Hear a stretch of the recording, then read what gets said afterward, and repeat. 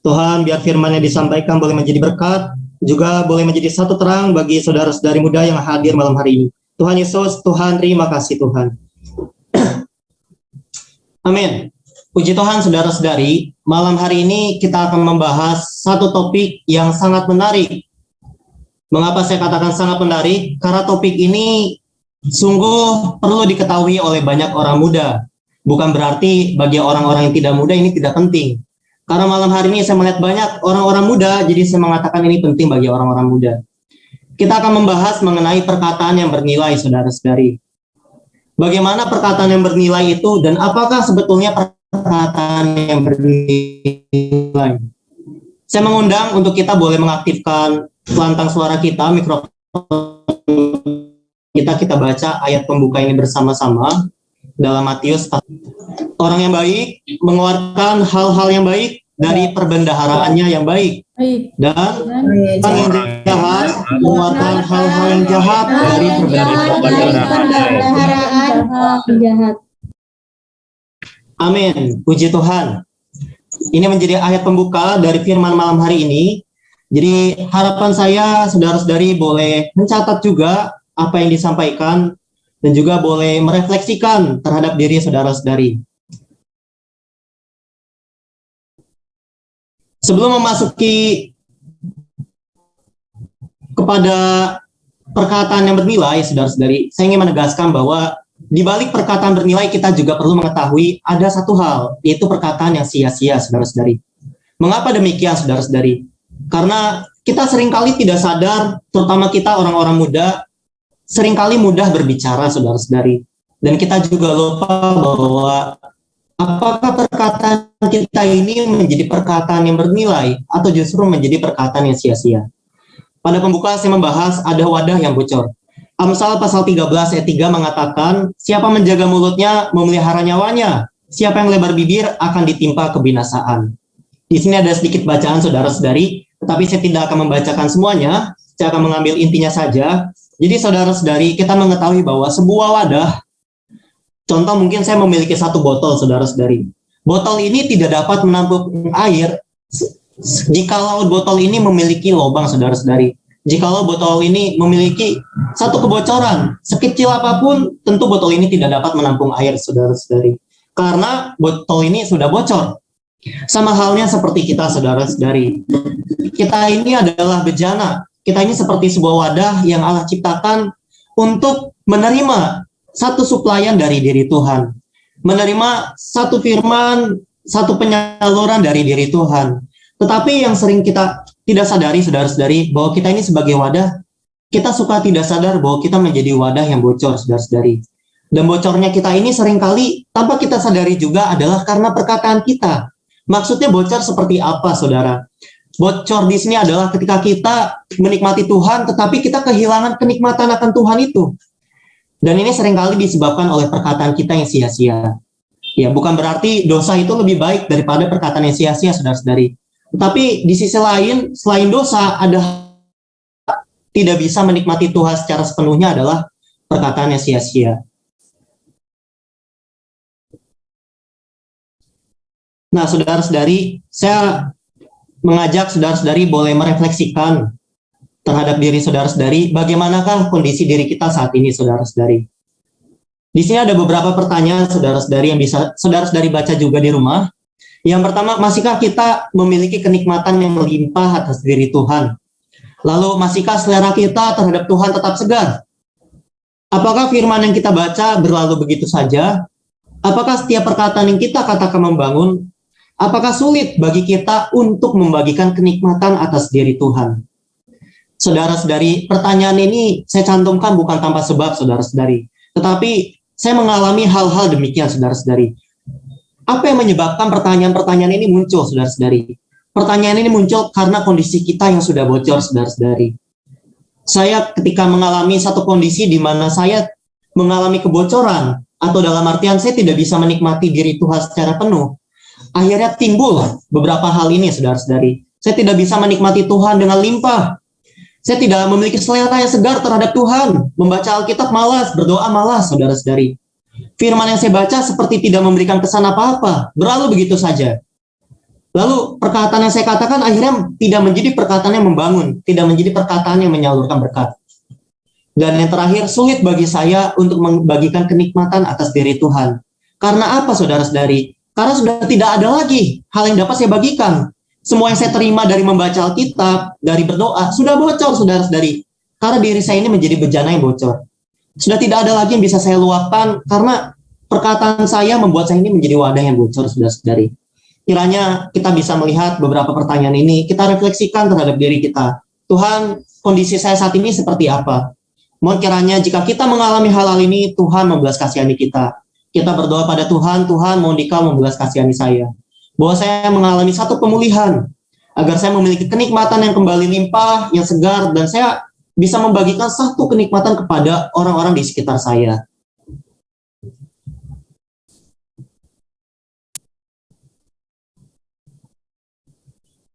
Baik, saudara-saudari.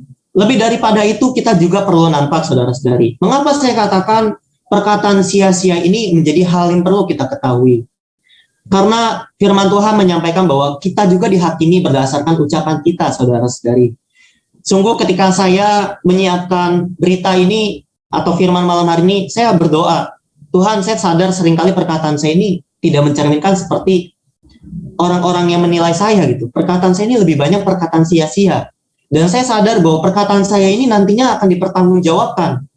Kita baca bersama-sama di dalam Matius pasal 12 ayat 36 sampai 37. Saudara-saudari boleh mengaktifkan pelantang suaranya. Amin. Mari kita baca. Tetapi aku berkata kepadamu, setiap kata sia-sia yang diucapkan orang harus dipertanggungjawabkannya pada hari penghakiman. Karena menurut ucapanmu engkau akan dibenarkan, dan menurut ucapanmu pula engkau akan dihukum. Firman ini sangat jelas menunjukkan kepada kita, saudara-saudari, bahwa menurut ucapan kita akan dibenarkan, dan menurut ucapan kita juga kita akan dihukum.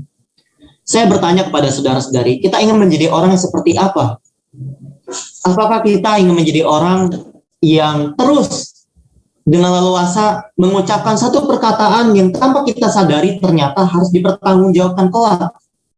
Atau kita mulai saat ini belajar menjadi orang-orang muda yang bisa melihat bahwa setiap perkataan kita ini akan dipertanggungjawabkan nanti. Kiranya kita bisa nampak bahwa kita dihakimi berdasarkan ucapan kita juga. Apa yang saya ucapkan sekarang, saya percaya tentu pastinya akan dihakimi kelak. Akan saya pertanggungjawabkan. Karena itu, saya menghimbau kepada saudara-saudari muda bahwa kita sebagai orang-orang muda perlu mengekang mulut kita, saudara-saudari, agar kita tidak mengucapkan perkataan sia-sia. Setelah kita membaca ayat tersebut, kita bertanya sekarang, saudara-saudari, perkataan yang seperti apa? Nah, ini mungkin timbul ya. Perkataan yang seperti apa yang disampaikan di dalam Matius tadi? Ternyata kita bisa baca di sini, saudara-saudari. Setiap kata yang dikatakan dalam Matius pasal 12 ayat 36 bukanlah kata-kata yang kotor, juga bukan mengatakan kata-kata fitnahan ataupun kata-kata yang jahat. Di sini hanya mengatakan kata-kata itu adalah perkataan yang sia-sia.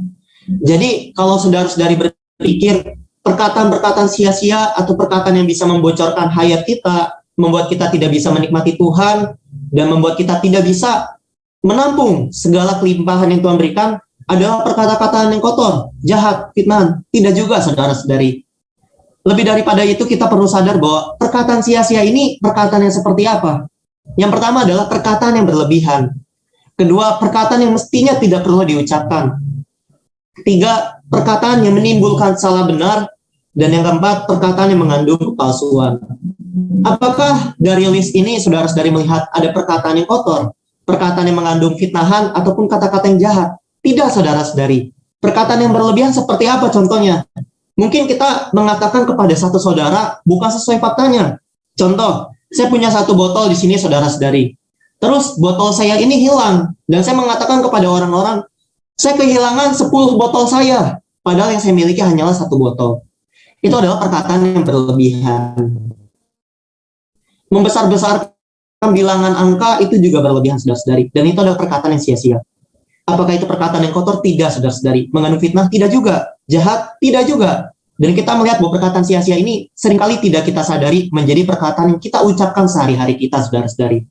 Firman ini menerangi saya kembali, saudara-saudari. Seberapa banyak satu hari ini saya berkata-kata, saya berucap, dan seberapa banyak saya sadar perkataan saya ini sebetulnya perkataan yang seperti apa?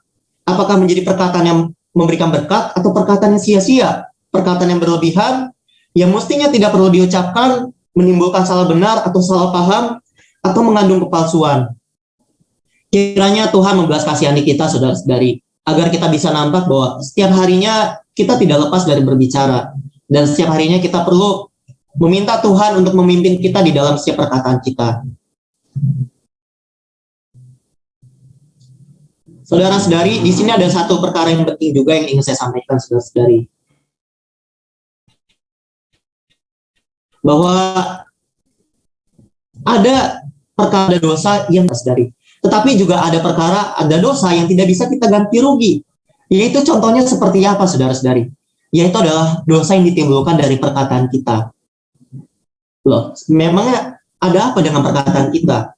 Mungkin mudahnya ketika kita menghilangkan barang orang, kita merusak barang orang, ataupun hal-hal yang berhubungan material, kita dapat menggantinya secara material juga, saudara-saudari.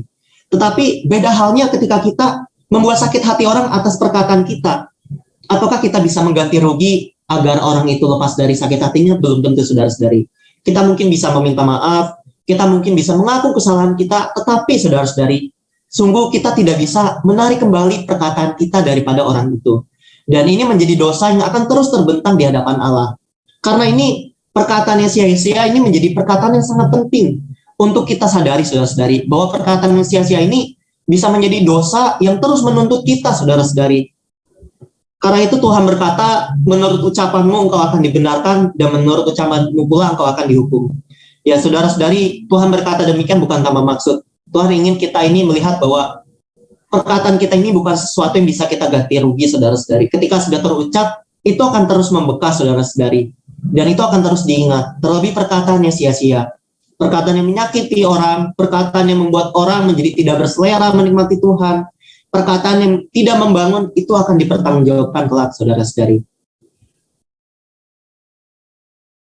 Dan kita bertanya lagi, saudara-saudari, semua berasal dari mana? Kita bisa membaca di sini, saudara-saudari. Mungkin kita sering mendengar apa yang terucap dari mulut berasal dari hati. Itu bukan sebuah dongeng atau pepatah, tetapi itu adalah firman Tuhan, saudara-saudari.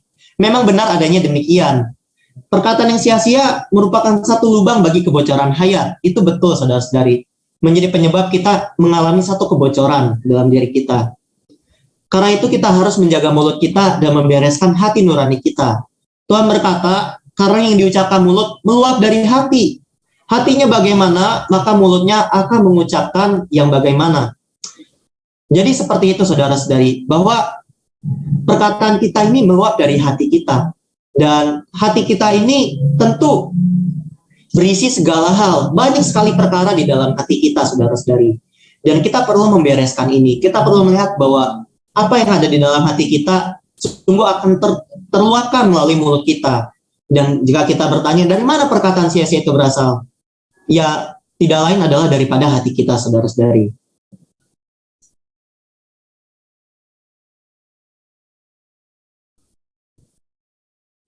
Lalu apa yang harus kita lakukan, saudara-saudari? Yang pertama adalah kita perlu membereskan hati kita. Kita tahu bahwa segala perkataan yang sia-sia ini, perkataan yang bukan perkataan bernilai ini berasal dari hati kita. Karena itu kita pertama-tama perlu membereskan hati kita. Kita tuntaskan segala hal di dalam hati kita. Kita tuntaskan di hadapan Tuhan. Tuhan, mohon kiranya Dikau menyoroti hati saya. Jika masih ada hal-hal yang membuat saya tidak bisa menyalurkan perkataan yang membangun, perkataan yang bernilai, sungguh kiranya Tuhan membawa hati saya kembali dimurnikan. Lalu yang kedua adalah kita perlu membereskan mulut. Tentu kita berucap adalah dari mulut, saudara-saudari. Kita bisa membaca di sini, dan saya akan menyampaikan di dalam Mazmur 141 ayat 3. Di dalam ayat ini sangat baik, saudara-saudari. Awasilah mulutku ya Tuhan, berjaga-jagalah pada pintu bibirku. Kiranya ini bisa menjadi doa kita, saudara-saudari. Setelah kita membereskan hati kita, perkara-perkara dalam hati kita, kita bisa membereskan mulut kita. Kita perlu berdoa kepada Tuhan untuk mengawasi mulut kita, agar apa yang kita ucapkan ini bukan menjadi sesuatu yang lancang, bukan menjadi sesuatu yang sia-sia, saudara-saudari. Saya akan cepat. Apakah masih ada hal lain? Tentu masih ada, saudara-saudari. Ada 3 perkara lagi yang ingin saya sampaikan, bahwa yang pertama kita harus menolak nafsu mendengar dan berbicara. Kita perlu seperti orang tuli, saudara-saudari, terhadap perkataan yang sia-sia. Dan mulut kita ini perlu seperti orang bisu terhadap omongan-omongan yang tidak membangun. Mengapa demikian, saudara-saudari? Ini adalah satu perkataan yang keras, saudara-saudari. Bahwa telinga kita seringkali seperti tempat sampah, saudara-saudari. Mengapa demikian? Kita mendengar segala hal dan itu masuk ke dalam telinga kita. Tanpa kita saring, tanpa kita filter terlebih dahulu, itu semua masuk, saudara-saudari, kita dengar. Dan akhirnya timbul hasrat untuk mengucapkannya kembali. Inilah mengapa kita perlu belajar menolak nafsu mendengar dan berbicara. Ya, kita perlu menjadi seperti orang tuli dan orang yang bisu terhadap perkataan yang tidak membangun, terhadap pembicaraan yang tidak membangun. Lalu kita perlu melihat bahwa tutur kata adalah pertanda penguasaan diri. Ya, betul, saudara-saudari.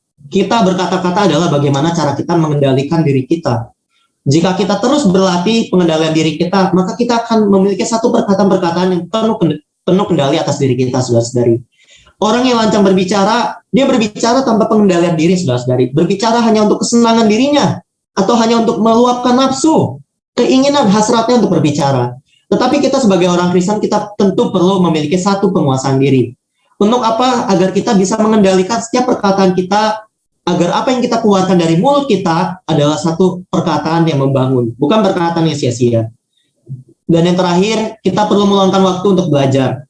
Saya sadar ini bukanlah hal yang mudah, saudara-saudari. Dan saya yakin ini adalah hal yang sulit jika kita tidak meluangkan waktu untuk belajar. Mengapa demikian, saudara-saudari? Saya tumbuh besar di lingkungan yang notabene orang-orangnya ya berkata kasar.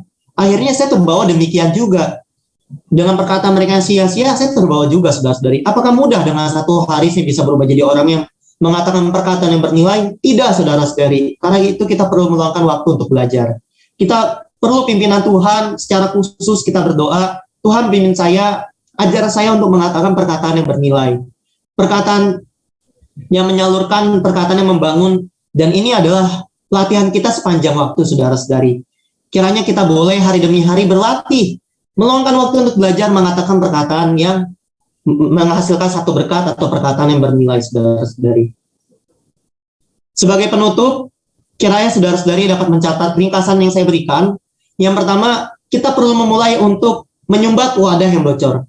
Jika kita menyadari bahwa diri kita mulai bocor karena perkataan kita yang sia-sia, kita mulai sumbat, saudara-saudari. Kita perlu berdoa agar Tuhan mengawasi bibir kita. Kita perlu berdoa agar Tuhan menjaga kita dari perkataan yang sia-sia. Menyumbat ini berarti kita tidak membiarkan mulut kita, tidak membiarkan hati kita ini meluapkan sesuatu yang tidak membangun. Lalu yang kedua, membereskan hati dan mulut kita. Ya, dan yang terakhir adalah mengucapkan perkataan berkat. Perkataan berkat ini adalah perkataan bernilai. Inilah yang dimaksudkan perkataan yang bernilai itu apa, saudara-saudari? Adalah kita mengucapkan perkataan-perkataan yang membangun. Perkataan-perkataan yang membuat saudara-saudari muda di sekitar kita dapat melihat Kristus. Perkataan yang mengekspresikan diri Allah. Inilah perkataan berkat. Ya, puji Tuhan, kiranya firman malam hari ini boleh mendorong kita sebagai orang-orang muda belajar, meluangkan waktu untuk menjadi orang-orang muda yang memperhatikan setiap perkataan, setiap tutur kata kita. Puji Tuhan. Terima kasih. Boleh saya tutup kembali di dalam doa. Amin. Tuhan, kiranya Tuhan jaga kami, Tuhan, menjadi orang-orang muda yang memperhatikan setiap tutur kata kami, Tuhan. Kami tidak ingin kehilangan akan kenikmatan atas diri Tuhan. Kami tidak ingin menjadi orang-orang yang tidak bisa berbicara bagi Tuhan, karena kami menjadi wadah yang bocor akibat perkataan kami yang sia-sia. Tuhan, dapatkah saudara-saudari muda malam hari ini, agar kiranya dapat berlatih, meluangkan waktu untuk belajar, mengendalikan diri, menjaga mulut, dan menjaga hati untuk mengucapkan perkataan yang membangun. Tuhan Yesus, Tuhan pimpin kami hari demi hari. Tuhan, terima kasih Tuhan. Baik.